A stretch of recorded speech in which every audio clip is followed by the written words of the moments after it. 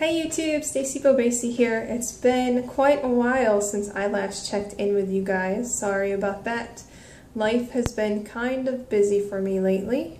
As you can tell, I've slimmed down quite a bit from my last video with you guys.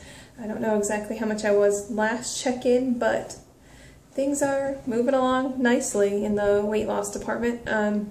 Wanted to say hello to my new followers. Welcome to the page. I'm glad to share my journey with you, and if any of you are on a similar path and looking into gastric sleeve, I wish you much success, and I hope that my videos are helping. That being said, I would like to do my check-in now. For those of you new to my channel, I had gastric sleeve surgery on May 21st of this year.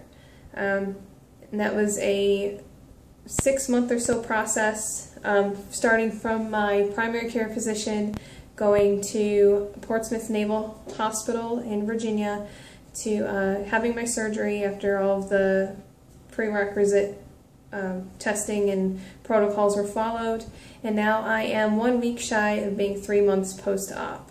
I started my journey with a BMI of 39.9.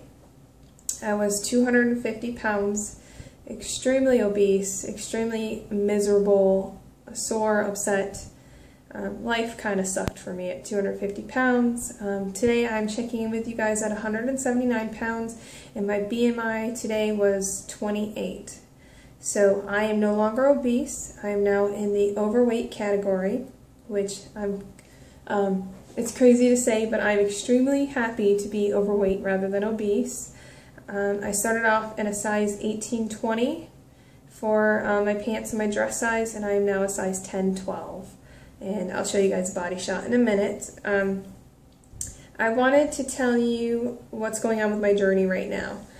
Currently, I'm having a hard time getting all of my protein in. And that's one of the things I want to talk to you guys about, the importance of protein. And I personally think it is almost impossible to get in all of your protein this far out. I mean, I'm only 3 months out, and I hear people are still struggling with this 6-12 months out. So part of the process is hair loss, unfortunately, and I mean, I'm losing hair constantly. I take showers and my hair is literally just coming out in clumps. I mean, I can run my hands through my hair, and every time I do, I'm coming out with strands, and that's just part of it. There are a few things that I'm doing to help in that regard. For one, I wanted to go over with you guys is my vitamins. So the first thing I found that helps with the hair loss, and it's good for you to take anyways, I take biotin. This is the brand I use. You can get cheaper brands at Walmart or Rite Aid or Walgreens, but I really suggest that you get the more expensive one, and I'll show you why. These can be taken with or without food, and some of them you can only take with food, and I prefer these because they're tiny little gel caps. I don't like swallowing caplets.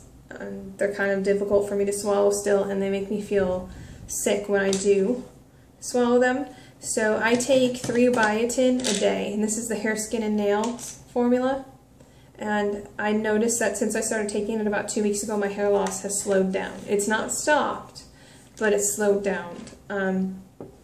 Also, what I'm taking is I cannot for the life of me chew my calcium tablets. I bought the chocolate calcium chews. I can't even stomach those. They're so disgusting to me. So I got the calcium citrate D3s, and this is Equate brand, so from Walmart. It was only a few dollars. So I take my calcium every day. So I take 3 biotin, 1 calcium. I take at least 1,000 milligrams a day of B12 sublingual underneath the tongue is what my nutritionist told me. You can get the regular caplets, but my nutritionist wanted me taking the ones that were labeled sublingual, micro lozenges. You can get the 1,000 milligram ones or the smaller ones. I find the smaller ones are easier because it's not so much at once when I'm taking it. So I like to take like 500 in the morning and 500 in the evening. And then lastly, I've been taking iron because I've noticed that I am extremely anemic lately. I bruise really fast. I'm dizzy a lot when I stand up.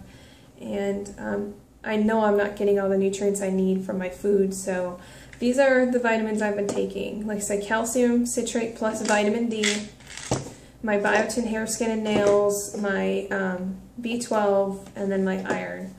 And that, along with trying to stay hydrated and getting my protein in, has been my go-to. I have been asked about my diet, and I want to do another video about that later, but a lot of people have been asking me what I've been doing to lose the weight, and I don't necessarily want to tell everybody that I've had surgery, but I tell them the truth. I don't have hardly any carbs, I don't eat any bread whatsoever, and I stick with lean meats. I don't eat red meat anymore. Red meat does not agree with me, and you know, I don't have anything fried or any sugars. I think the part of gastric sleeve that a lot of people are missing is that you need to keep your sugars low and your carbs low. I get people messaging me all the time saying, what are you doing different to lose all the weight? I had gastric sleeve too and I'm not losing. The difference is carbs and sugar will kill you, literally. I will not have anything more than 7 grams of sugar per serving. I refuse. We went out for ice cream the other day, and I went in and asked them, like my family was eating their ice creams, and I asked them, I said, what is the healthiest ice cream you have?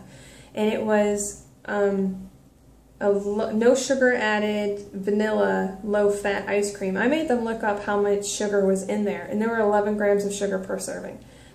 I refuse to eat that. I refuse anything in my system that has a ton of sugar in it. And that may seem like it's healthy and it's good, only 11 grams, but it's not good. Because if I eat that, then I'm going to be triggered to eat other things. And carbs are the same way. If I start eating carbs, then I end up eating stuff that I normally would not eat. So I focus on protein, I focus on hydration, and if I have any room in my system whatsoever, I'm eating vegetables. I'm not going to eat bread. I'm not going to go out and eat sugary fruits yet, just because the skins and things aren't doing so well for me. And you know, and that's my personal choice. I would say go with what is good for you, you know, healthy, organic wise, but definitely keep your carbs and your sugar low, because that is how you're going to see the most success. So that being said, I'm going to show you guys a full body shot like I promised.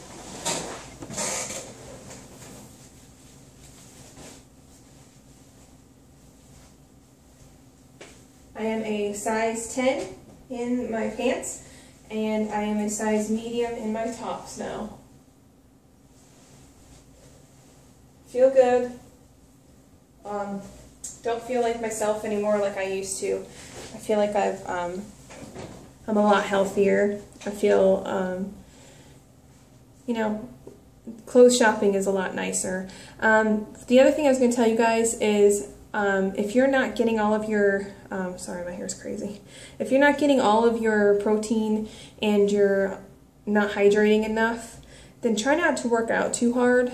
I know that's like contra what everybody tells you, that you want, you know, you want to stay active. Stay active, yes, but don't work out too hard, because if you're barely getting enough nutrients for the day, then working out is not going to help you in the long run. You're just going to put yourself in starvation mode. So I really encourage you, work on food first. Work on getting your recommended, you know, protein during the day, and work on carbs and keeping sugar low, and hydration, and then as the pieces start falling into place, then start tackling the next thing, like adding on exercise. And I want to tell you guys that next month I'm doing the Dirty Dash in Virginia Beach. It's going to be my first 5K ever. I'm really excited about that, so I'm going to update you guys on how that goes too.